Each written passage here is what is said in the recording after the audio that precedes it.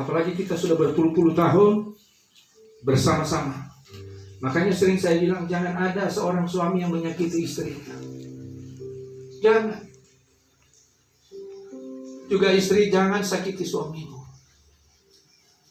Benar-benar yang Tuhan bilang, mereka adalah kawan sekerja kita di dalam Tuhan.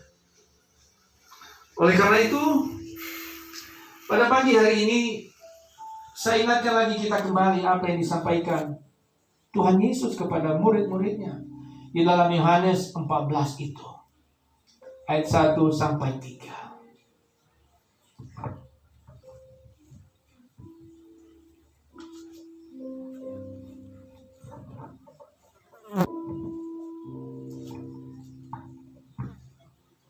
Tuhan bilang begini,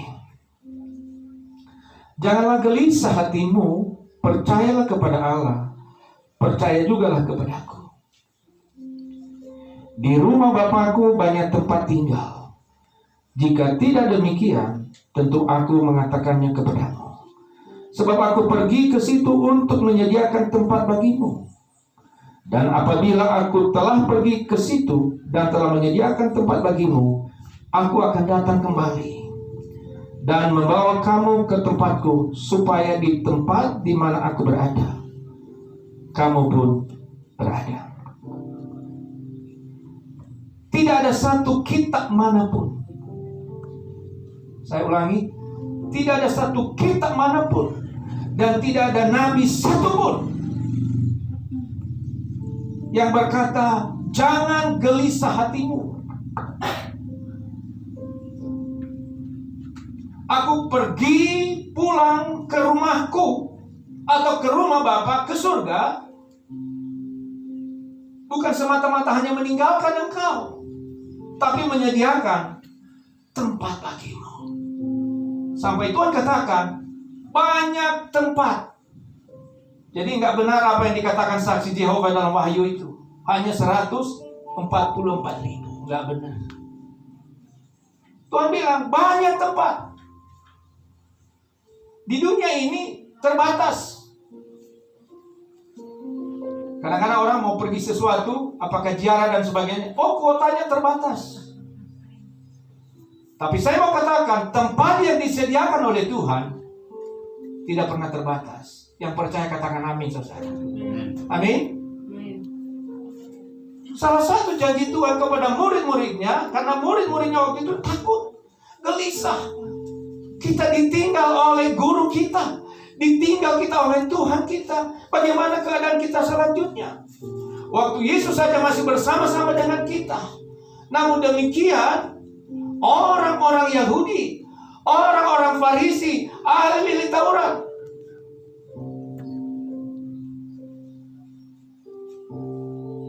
yang menganiaya mereka. Mungkin juga kita yang sudah pernah mengalami ditinggal oleh kekasih jiwa kita, dan juga Ibu Retno pada hari ini. Bagaimana ketika Pak Taryono tidak ada lagi? Siapa lagi teman saya bicara? Siapa teman saya lagi untuk menggumuli segala sesuatu kepada anak-anak ini? Tadi Tuhan bilang, jangan gelisah hatimu. Yang pertama tadi, kenapa kita tidak boleh gelisah hati kita? Karena memang Tuhan pergi ke surga menyediakan tempat buat kita. Itu kita keep dulu itu.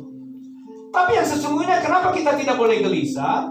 Karena ayat firman Tuhan yang lain, Tuhan berkata, aku akan mengutus penolong bagimu. Siapa namanya? Siapa pribadi ini? Adalah Roh Kudus. Saya bisa katakannya, kalau tidak ada Roh Kudus Tuhan, saya gila. Saya bisa gila. Saya bisa stres, saudara.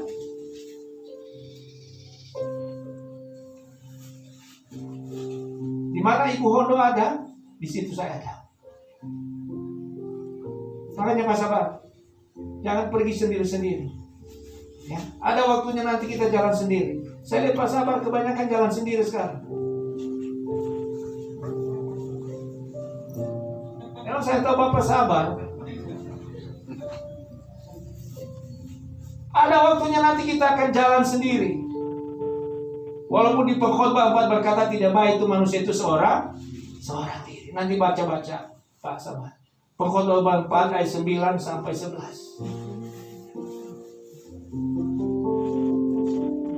Memang tidak diperbolehkan manusia itu seorang diri.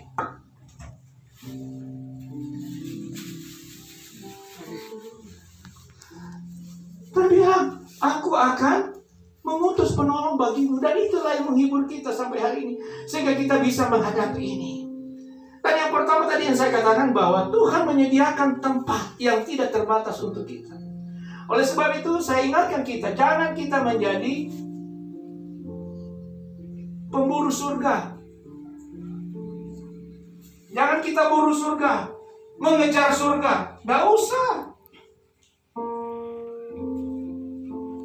Biarkan yang lain berebut masuk surga, memburu masuk surga. Kita gak usah. Kenapa? 2000 tahun yang lalu Tuhan sudah selesaikan di atas kayu salib. Semua sudah selesai. Yang memisahkan kita antara surga itu dengan kita. Oleh sebab itu, apa yang harus kita lakukan sekarang? Bukan berebut masuk surga, tetapi berebut untuk berbuat baik, saudara. Sebagai ekspresi rasa syukur kita. Kita sudah dijamin. Saudara percaya nggak bahwa saudara dan saya sudah dijamin? Amin. Kalau nggak dijamin ngapain? Serupa aja dengan yang lain. Itu mau saya katakan, kita nggak perlu berebut. Tempatnya banyak. Yang penting selama kita hidup ini, apa pesan Tuhan? Jangan tangisi diriku, tapi tangisilah dirimu. Dan yang kedua, apa Tuhan bilang? Kerjakanlah keselamatanmu. Kata Rasul Paulus, kerjakanlah keselamatanmu. Artinya anugerah yang diberikan Tuhan ini, anugerah yang terbesar di dalam kehidupan kita. Bukan ketika kita apa? Ketika kita sukses, ketika kita meraih semua cita-cita kita meraih semua impian kita. Bukan itu. Tapi anugerah yang terbesar untuk saudara dan saya, ketika kita menerima Yesus sebagai Tuhan dan Juru Selamat kita. Itu anugerah terbesar. Makanya tidak semua orang menerima anugerah itu. Coba kita lihat di dalam Roma pasal 10. Roma pasal 8 ayat 30. Itu sudah ditentukan. Sejak awal saya percaya sebelum dunia dijadikan, Pak Taryono ini sudah ditentukan oleh Tuhan, bahwa nanti di suatu saat namanya akan menjadi Samuel Taryono. Sebelumnya hanya Taryono. Jadi waktu dia mengambil keputusan terima Yesus, lalu saya memberikan nama itu. Karena kami dulu masih sama-sama di KPI Bu Retno. Samuel Taryono. Dan saya percaya keselamatan itu anugerah. Makanya firman Tuhan kata, jangan ada orang yang memegahkan diri. Kenapa nggak bisa dengan usaha kita untuk sampai ke tempat yang tidak terbatas itu? Bukan usaha Pak Taryono untuk sampai ke tempat terbatas itu. Karena dilihat daripada perbuatan kita, tindakan kita, dibanding dengan apa kebaikan kita, tidak akan pernah selevel, tidak akan pernah seimbang. Yang percaya katakan amin. Lebih banyaknya kita buat salah daripada benar. Apalagi kami hamba-hamba Tuhan ini. Saya kemarin, saya khotbah waktu hari Minggu. Saya buat di YouTube. Ada banyak juga yang komentar teman-teman hamba Tuhan. Saya bilang begini. Apa yang paling sulit seorang pengkhotbah? Seperti saya ini. Saya suka menyampaikan firman Tuhan. Bukan menyiapkan materi khotbah. Bukan menguraikan firman, mengkaitkan satu dengan yang bukan. Yang paling sulit itu adalah melakukan isi khotbah itu. Amin saudara? Itu yang paling berat. Sering kita bilang, Tuhan itu baik. Bukan hanya pendeta yang ngomong itu. Semua jemaat bilang, Tuhan itu baik. Ku mau cinta Yesus. Pertanyaannya, sejauh mana kita mencintai Tuhan?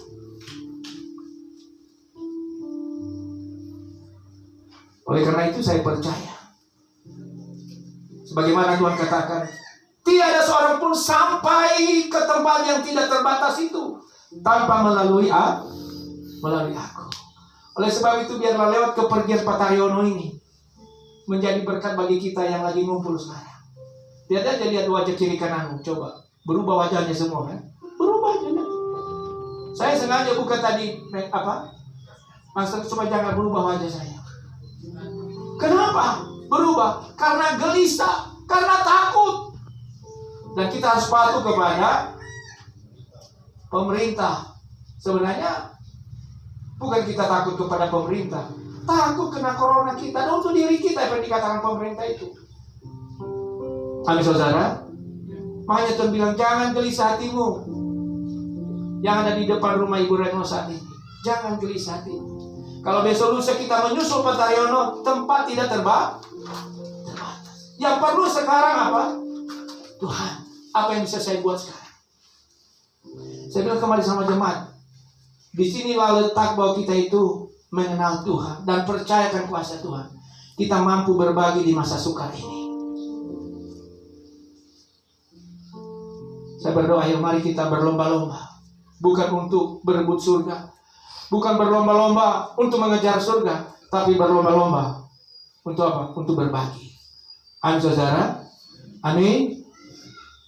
Lagi di komplek ini saya lihat semua ada yang suami istri kerja, ya, sisihkan sebagian untuk apa? Berbagi. Gak perlu berebut surga, gak perlu mengejar surga. Tempat yang paling indah, tempat yang paling aman itu Tuhan sudah sediakan bagi kita. Itu garansi, jaminan yang diberikan oleh Tuhan buat kita. Lalu yang berikutnya saudara, Tuhan bilang, selain aku pergi ke rumah Bapa, aku akan kembali. Untuk siapa dia kembali? Untuk siapa? Ya untuk kita, termasuk untuk Pak Sabar. Aku akan kembali untuk menjemput. Makanya waktu Yesus naik ke surga, dicatat dalam Kisah Rasul pasal pertama ayat 8. Ada 2 malaikat yang berbicara kepada murid-murid dan orang banyak. Disaksikan 500 pasang mata. Kenapa kamu memandang ke atas? Yesus yang naik ke surga itu mengingatkan mereka apa yang dijanjikan Tuhan waktu mereka melakukan perjamuan malam. Yesus yang naik ke surga itu akan kembali dan engkau akan melihat dia seperti itu. Makanya kalau saya tutup berkat selalu saya katakan, sampai Yesus datang di awan-awan yang permai untuk menjemput kita. Doa kita maunya pas kita lagi masih hidup gini ya. Ya mau ya. Pas kita lagi masih hidup gini, kita diangkat. Nggak perlu harus dipikul lagi kita ke kuburan. Kita terangkat. Itu janji firman Tuhan. Amin saudara. Tapi mungkin ada berkat, aduh janganlah Pak, aku belum mau. Karena anak-anakku masih kecil, ada yang belum kawin. Makanya kalau ada yang belum kawin, ya segeralah kawin sekarang. Karena di sana nanti tidak ada kawin mengawinkan. Maaf ya, tidak ada urusan seks lagi di sana, tidak ada. Kalau itu target orang supaya dapat menikmati seks yang berlimpah-limpah di sana, ada. Di sana dikatakan tidak ada kawin mengawinkan. Amin saudara. Halo, masih ada saudara di tempat ini? Halo, masih ada? Oleh karena itu saudara kasih Tuhan, Tuhan bilang jangan gelisah hatimu. Selain tidak terbatas yang disediakan untuk kita, yang kedua dia berjanji akan kembali. Makanya hati-hati, jangan sembarang mendengarkan janji. Kalau janji orang yang lupa bangun tidur, lupa bangun untuk apa? Jujur, di dalam 1 Korintus 15 ayat 14 berkata, andai kata Kristus Yesus yang disebut adalah Isa Al-Masih sesuai dengan kalender Masehi tidak bangkit dari antara orang mati. Ingat 1 Korintus 15 ayat 14. Andai kata Kristus Yesus tidak bangkitkan dari antara orang mati, maka sia-sialah kepercayaan kamu dan sia juga pemberitaan kami, kata Rasul Paulus. Sia-sia kita berkumpul pada siang hari ini. Kenapa? Junjungan kita, Isa Al-Masih, Yesus Kristus, waktu mati lupa bangun. Tapi dicatat dalam Alkitab, dalam tempo 3 hari, dia bangkit dari antara orang mati. Makanya Yesus katakan di dalam Yohanes 11:25. Saya baca sebentar untuk kita.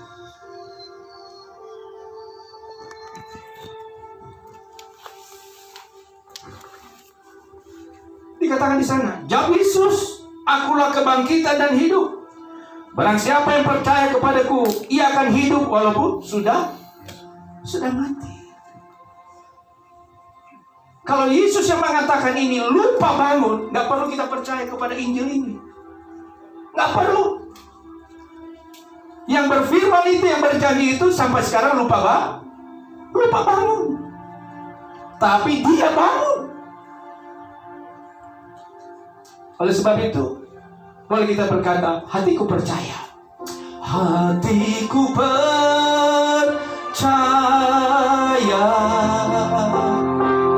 Hatiku percaya.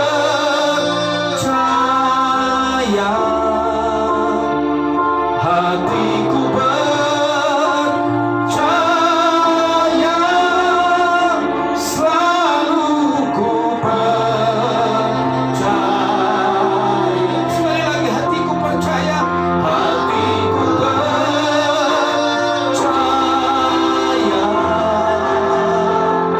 Hatiku percaya. Hatiku percaya.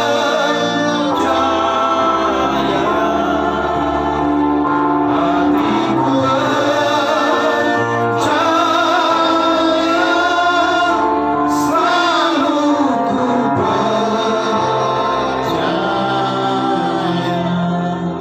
Oleh karena itu, Rasul Paulus pesankan kepada jemaat di Tesalonika.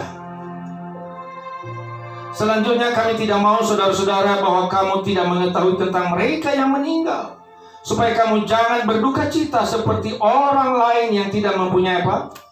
Pengharapan. Ada perbedaan antara orang yang percaya kepada Kristus yang sudah bangkit dari antara orang mati dan sudah naik ke surga.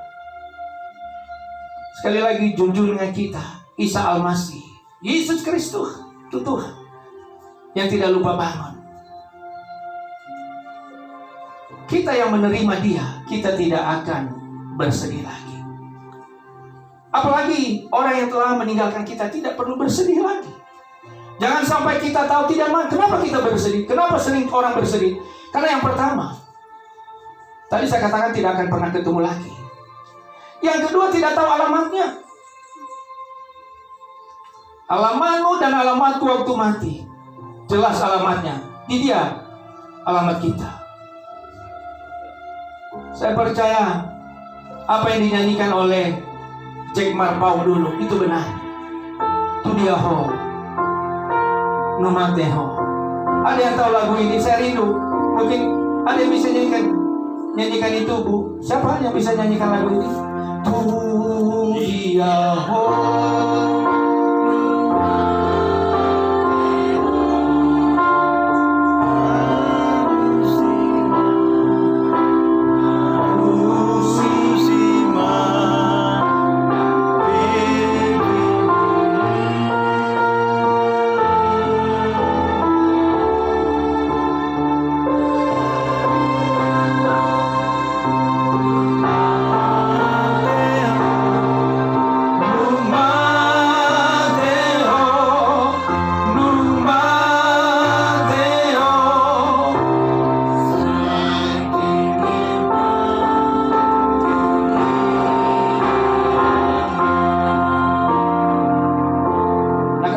Sekarang sama kita, kalau besok lusa kita dipanggil oleh Tuhan, pantaskah lagu itu kita bilang lagi? Tidak. Yang kita katakan, di mana Yesus berada, disitulah saya berada. Haleluya. Kita beri tepuk tangan untuk Tuhan, saudara. Makanya itu yang membuat kita segala sesuatu pasti. Di dalam di dalam Yohanes pasal ke-10 ayat 28 dikatakan, mereka pasti. Tidak ada kata-kata yang tidak pasti. Semuanya pasti. Makanya om saya kasih nama anaknya salah seorang Pasti. Kami panggil dia si Pasti. Kenapa? Hanya di dalam Yesus ada kepastian. Di luar Yesus tidak ada kepastian. Haleluya. Ku yakin saat kau berfirman, ku menang saat kau bertindak. Hidupku hanya ditentukan oleh perkataan. Ku aman karena kau menjaga. Ku kuat karena kau menopang. Hidupku hanya ditentukan oleh kuasa-Mu. Sama-sama kita berkata, bagi Tuhan tak ada yang mustahil. Bagi Tuhan tak ada yang tak mungkin. Mujizatnya disediakan bagiku, ku diangkat dan dipulihkannya. Oleh sebab itu Ibu Reno dan anak-anak,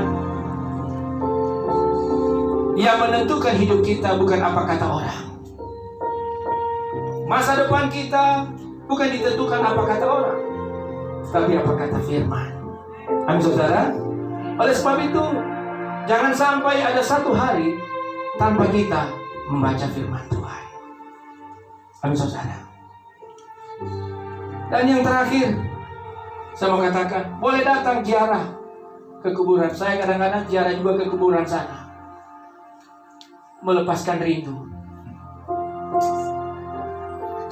Tapi bukan berarti saya harus berdoa lagi supaya dia diterima di sana. Enggak ada lagi itu. Apalagi membawa makanan. Enggak. Saya tahu Ibu Hondo itu suka sekali arsik saudara. Tapi kalau ada arsik, janganlah bawa ke kuburan, bawalah ke rumah saya. Karena saya yang membutuhkannya. Sampai semutan, sampai habis pun di situ enggak ada. Nah tadi saya heran di tempat yang saya melayat tadi, bapak-bapak yang meninggal ini. Lalu saya juga, dia tersenyum aja dalam hati, saya nggak mau ketawa lah. Saya lihat di atas kepalanya ditaruh sebungkus rokok beserta korek api.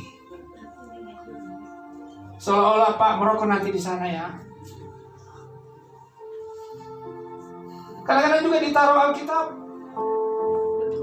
Waktu hidup aja dia nggak punya waktu untuk baca Alkitab, apalagi di sana.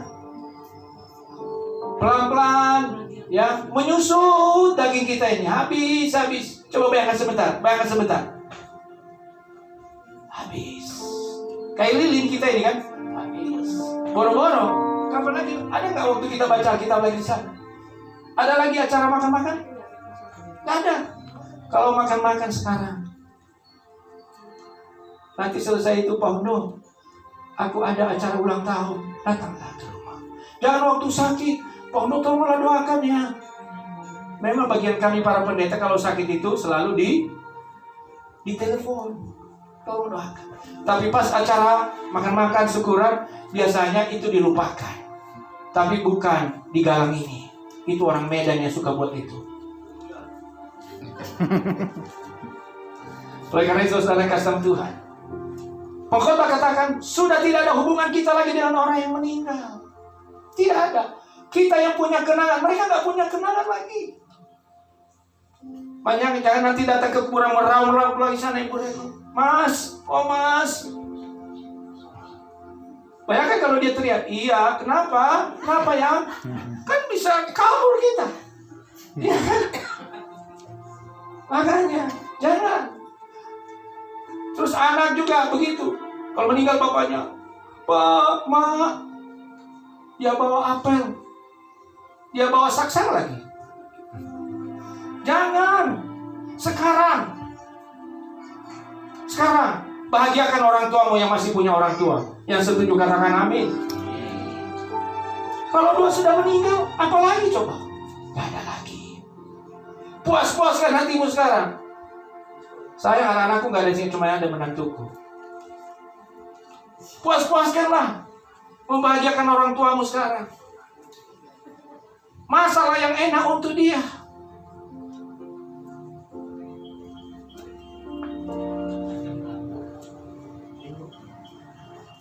Ya Esti ya. Esti, Endro, puas-puaskan mama. Jangan dibilang dulu, Esti ini sudah 2 bulan tuh, nggak usah. Pokoknya udah ngerti aja lah. Kirim.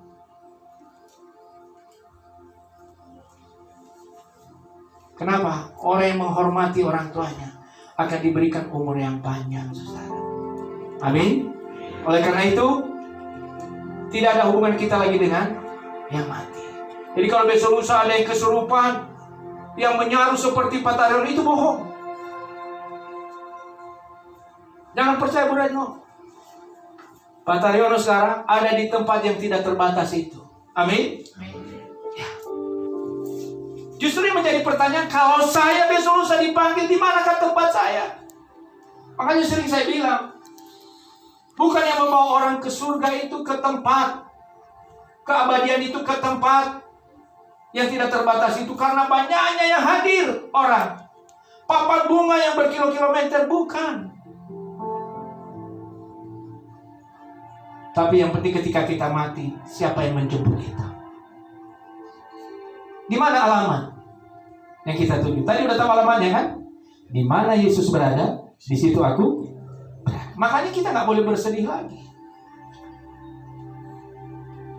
Oleh karena itu saudara kasih Tuhan, biarlah lewat keberkatan Pak Taryono ini yang lebih awal dari antara kita, kita tetap bersyukur kepada Tuhan. Kenapa? Karena firman Tuhan katakan lebih baik datang ke rumah duka daripada di rumah pesta. Kenapa? Akhirnya kita bercermin, kapan yang giliran saya? Dan sekali lagi teman-teman, saya lihat di sini nggak ada ya selain Pak Agus. Pasti itu yang bicarakan kemarin. Ya mungkin diantara ya. Maunya kalau diundi siapa yang duluan ya? Ya. Yang sakit-sakit lah. Siapa bilang Pak Agus sakit-sakit? Belum. Ada orang sehat-sehat, suka berfoto-foto sana, pamer di Facebook. Dalam tempo yang singkat-singkatnya. Hidup ini adalah, makanya mari kita isi hidup kita untuk memuliakan Tuhan. Haleluya. Hidup ini adalah kesempatan. Hidup ini untuk melayani Tuhan. Jangan sia-siakan waktu yang Tuhan beri.